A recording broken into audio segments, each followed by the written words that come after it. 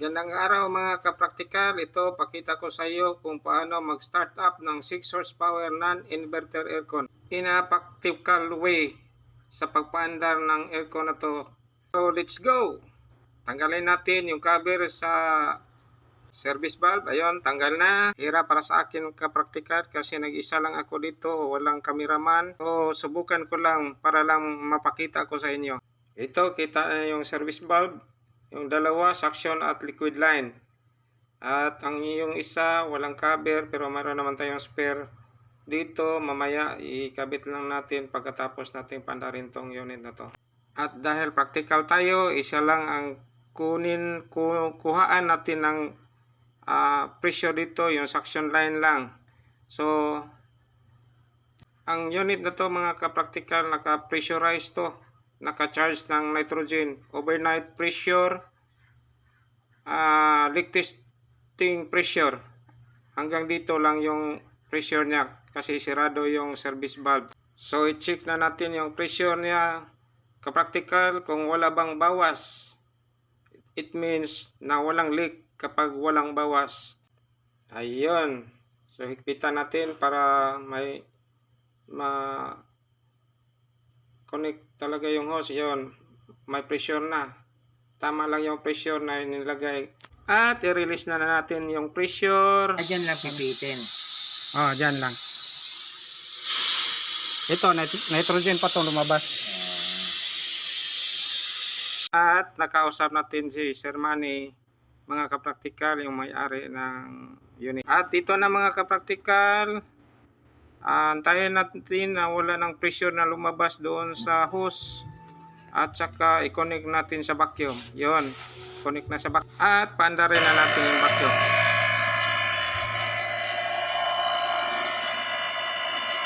Kapag na-vacuum na, Pang umandar yung vacuum natin kapraktikal, i-check natin yung communication wiring nito. Turunuhin po natin na tama yung pagka-wiring niya doon sa loob at sa dito sa labas, sa outdoor at indoor. Yung indoor niya, ito red, black, white, yun tama. Ito nga yung board ng indoor, no mga kapraktikal. Check din natin yung service breaker, tama ba pagkakabit mga kapraktikal. Ayun, 20 minutes lang ang vacuuming time dito mga kapraktikal. Ayun, nabigative na ang pressure at patayin na natin yung vacuum. Isira muna natin ang gauge. Yun, isira ng maigi at pahingahin natin ang vacuum at patay. I-check natin ang pressure pagkatapos tanggal ng hose galing sa vacuum. Ayan, tanggalin natin ang valve cap. Liquid line ang una nating tanggalin kasi ito ang una nating bubuksan, yung service valve niya. At ito, alin din sa gamit natin. Ayan, hindi sakar. Hanap tayo ng iba. Ito, sakar na. Ayan. So, buksan na natin. Negative pressure. Ayan. Pag binuksan natin, mayroon na. Ayan, umangat na yung pressure. Kasi nakapasok na yung pressure galing sa condenser. Itong refrigerant na to mga kapraktikal ay ang pre-charge refrigerant, yung kasabay sa unit. Ayan, itudo na natin ang pagbukas na totally sit back na yung valve. Ayan, tapos isunod na natin itong suction line. Tanggalin yung cap at saka bubuksan. Yan, maluwag. Palitan natin ng sakto lang. Ito. So, buksan na natin. Todo ang bukas. At ang technique nito pagbukas, pag full sit back na siya mga practical, balik natin kaunti. Yan, tingnan natin. Yan, full na. Balik kaunti. Ganyan, para hindi masira yung service valve. At naka-full sit back na yung service valve natin. Ayan. Lager ka pala. So, ibalik na natin ang para yung iba, sir ba, matuto din, sir ba? walang leaking kung mayroon man. At i-check natin ang power. Yun, set natin sa voltahe. Na-check na natin yung load side kanina. Hindi ko lang napakita dito sa video. Ngayon, ang line side, load side na lang. Yung load side na lang ang i-test natin. Ayan, unang breaker. Check natin voltahe.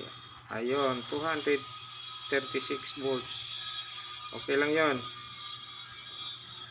Good yung voltahe dito. Madana? Tapos, isit na natin Naka-on na yata amperahe ay yung clamp tester natin. Ayan, para mapander na natin ang tulong unit natin. Ayan. At, i-on na natin doon sa indoor. Ayan. Umandar na siya. At, i-high speed natin yung fan niya. Dapat naka-high siya. At iset natin yung temperature. Yung setting niya sa pinakamababang setting niya. Ito, ang pinakamababa ay 17. Ito, set pa natin mababa 16 yata. kasi ito yung Ay, 17 pala. dapat. Yan, naset na. Tapos kailangan yan, umandar na. I-monitor natin yung amperahe niya. Ayan. So, tingnan natin yung pressure niya. Dapat maximum of 150 PSI lang yung suction. At kailangan nakabukas yung bintana o putahan para makuha natin yung maximum pressure. R410 po ang gamit dito. Dapat 125 to 150 PSI ang suction pressure po natin. At ito, kuha na po natin yung suction pressure at okay na yung running condition ng unit natin at tanggalin na natin tong suction hose. Yan, nag-zero na kasi tanggal na at ikabit na natin tong cap, spare natin dala nating port cap at i-record na natin ang data na kuha natin dito sa unit na to para i-submit natin doon sa para sa warranty nila. At ito okay na, approve, babu.